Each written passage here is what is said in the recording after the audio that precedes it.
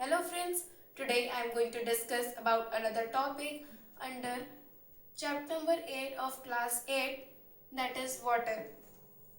So we are going to discuss about suspension. So what is suspension? A suspension is a heterogeneous mixture of dispersed phases in a dispersion medium. So it is a heterogeneous mixture. So heterogeneous mixture means the solution is not clear and two or more substances are mixing that cannot be dissolved further. So the suspension is also a type of heterogeneous mixture, and are dispersed phases. The particles are the dispersed phases which also dispersed in a dispersion medium. So we have some characteristics of suspension. So let us see. First, they are not transparent.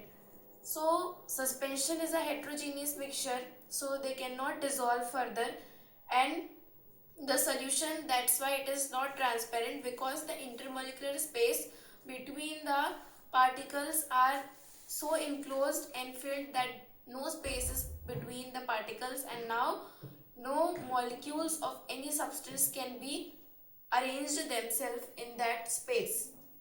Then cannot pass through a filter paper.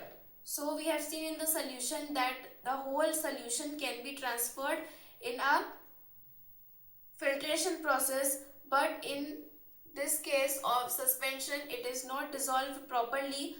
So that's why some impurities will be there on the filter paper after doing the process of filtration, because it is not dissolved, and the impurities, the filter paper has the characteristics to absorb the impurities. So that's why it will be absorbing the impurities that are present in the suspension of any substance. So now let us take the example of suspension. Like here I have taken a beaker in which water is present, and if you add some particles of mud, then it will form into muddy water. So here mud plus water we have added, and now it is muddy water. Because it is not dissolved properly, it is a suspension. So this can be the example of suspension, because the molecules cannot arrange themselves between the particles present in the water.